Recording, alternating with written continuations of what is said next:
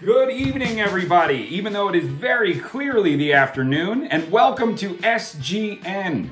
John, what is SGN? That's a good question. For years now, I've been wondering, why is there not a news show dedicated entirely to good news? Well, desperately seeking my fix somewhere else, I reached out to all of you this week, asking, nay begging, for some good news. And boy, did you deliver. After reading those replies and the incredibly heartwarming stories that came with them, I thought, all right, enough is enough, world.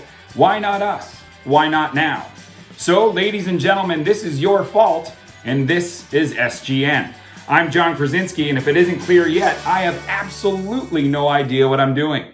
And now, for some good news. And what a week for good news it was. Because yes, without question, we are all going through an incredibly trying time. But through all the anxiety, through all the confusion, all the isolation, and all the Tiger King, somehow the human spirit still found a way to break through and blow us all away. Nowhere was that seen more powerfully than in the heroism of the global healthcare community. Now, these men and women are working day in and day out. They are putting their own health on the lines. They are putting their own lives on the lines for complete and total strangers. And they're doing it without the need for so much as a thank you. Well, luckily the thank yous came anyway. And the heartfelt appreciation was seen on a global scale.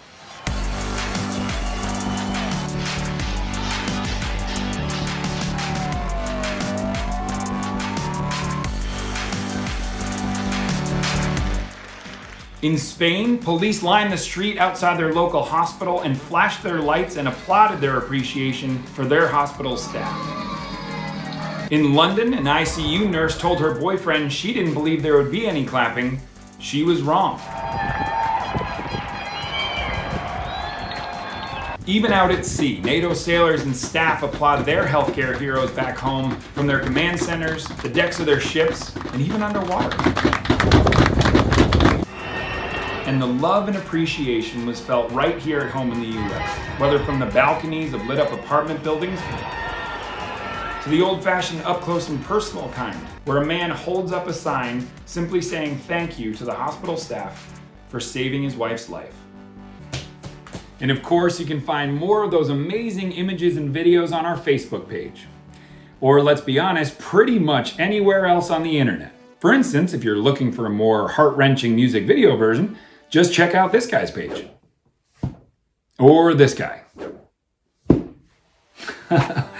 And the good news didn't stop out there. Oh no! Even indoors in the weird world of isolation, good news was happening everywhere. Evan Era Magic kicks things off by making kindness look super easy as he makes one driver's delivery extra special.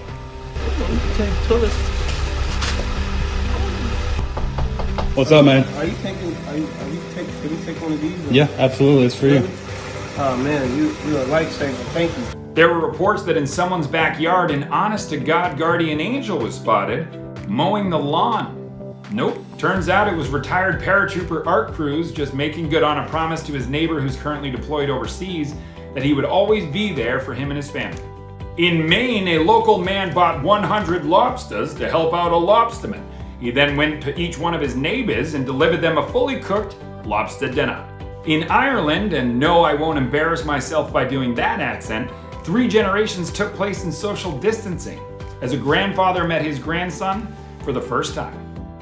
We also got to experience 3 generations of love this week. To kick us off, a couple from Fredericksburg, Virginia was supposed to go to Paris. When their travel was canceled, luckily the romance was not. She said yes, by the way, in case anybody was wondering. I am alone in this room. In Michigan, an already married couple proved that the party doesn't ever have to end. Throwing on their old wedding attire, they laughed the day away.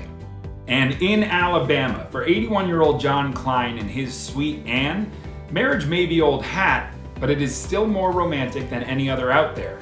Ann, who's in a nursing home for Alzheimer's, is no longer allowed to have visitors.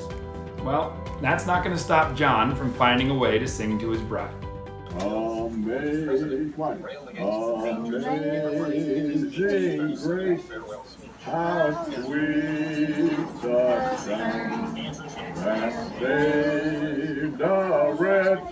like me.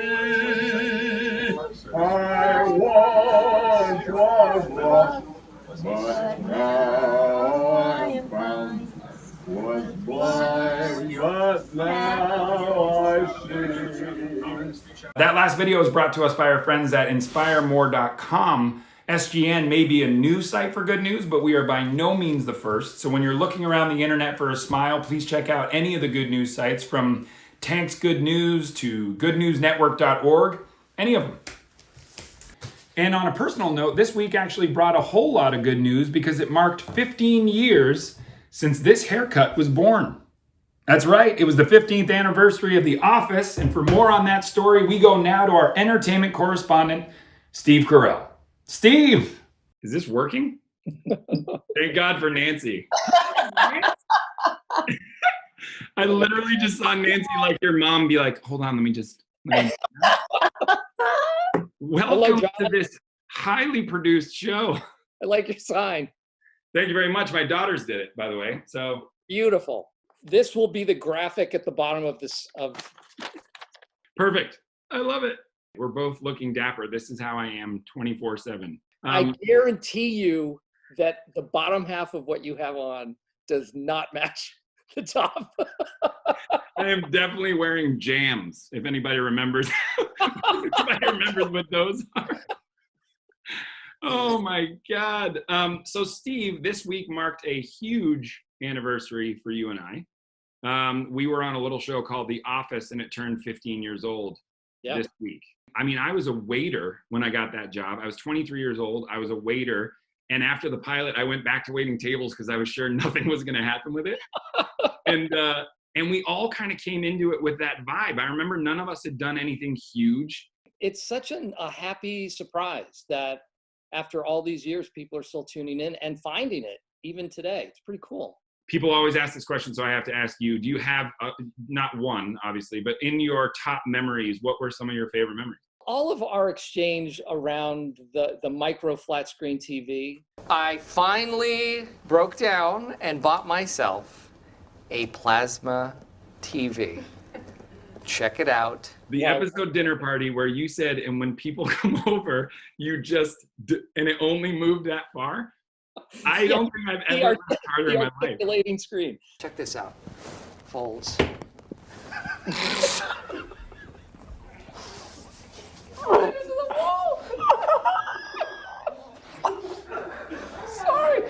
Oh my God. I think most of the memories have to do with things that we shared as a cast. You know, when we were doing Fun Run, and it was about 105 degrees outside. Fettuccine Alfredo. Time to carbo load. I remember when you did the episode where you played Santa and were very upset that Phyllis was already Santa. And so you were asking people to come sit on your lap, and Brian, thank God, was chosen to sit on your lap. What would you like for Christmas, little boy? I don't know. I didn't know you were going to ask me that. What did you think was going to happen? I didn't know. Nobody's ever let me sit on their lap before. All right, just say some toys, please. I was supposed to be the button of the scene where they cut to me and I did a Jim face. I was never there. I was physically never there, but because by the time they got to the swish pan to me, I was out. I was either on the floor or I had left the room. Part of what was so much fun about it is that everybody in the cast was rooting for everybody else. People would step back when it was time for other people to shine and celebrate it. Like when you came in as Dwight that day, it was crazy watching Jim do Dwight. And you're a very good impressionist in general. I don't think it's something people know. Michael! Oh, that's funny. Michael! And then also at the same time, the most emotional I've ever been on a set, certainly. And I know we've talked about it, but I was sort of hoping that they wouldn't do your scene and my scene, the episode where you leave last. I think you and I counted, I think it was either 17 or 19 takes where there wasn't an audible word that came out. It was just action, and then you and I going, oh! I think we should just save the goodbyes for tomorrow at lunch. Oh. Okay. And then tomorrow, I can tell you what a great boss you turned out to be. Best boss I ever had. That was a hard one. That was really, that was tough. Some of my most fond memories, personally or professionally, are entwined and connected with that Without show. a doubt. And listen, I know everybody's talking about a reunion. Hopefully one day we just get to reunite as people and just all get to say hi. I mean, just to see your face is so great. I miss you a ton, man. It's so good to see you, and thank you so much for doing this. We are trying to start a news network just for good news, and boy, are you good news. I really think you're going to make something of yourself, Steve. I love you, and I can't wait to see you very soon. Say hi to Emily. Love you guys. Who's that? Goodbye. Go! Ladies and gentlemen, Steve Carell. And finally, that brings me to my favorite good news of the week. In California, a 15-year-old girl finally returned home after her last chemotherapy treatment. And well, her friends put on one heck of a social distancing party.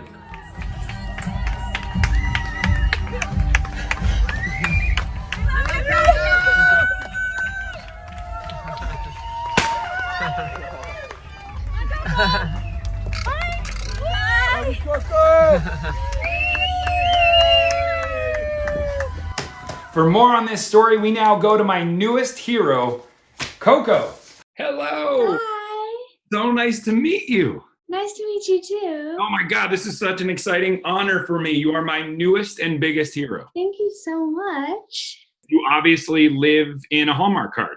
For no one else arrives on their street and has all cheering for them and clapping for them. How did that feel? I was so surprised. I wasn't expecting anything. We turned the corner and I saw our friends and I saw more friends and my family, and I was just like, so many people were there. It was amazing. Your reaction was amazing. It was just so incredibly powerful, and so amazing to see your reaction to it. Thank you. So you finished treatment how long ago?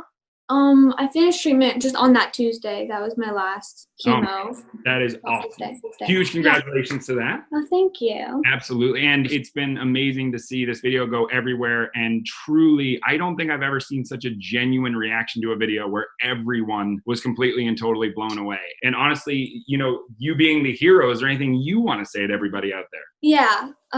There are a lot of people like me going through things that have low immune systems, or everyone that isn't going to be extremely affected by it staying home to protect people that will be is like really amazing. And it's like everyone came together to help the people that will be affected by it, which I think is really awesome. That's awesome. What's amazing about it is I'm doing this very silly thing of starting a good news network and a television show where we only play good news. And I don't know if I can do another one after this, because you're the best news there is. You're like the mic drop of all good news. It's over now.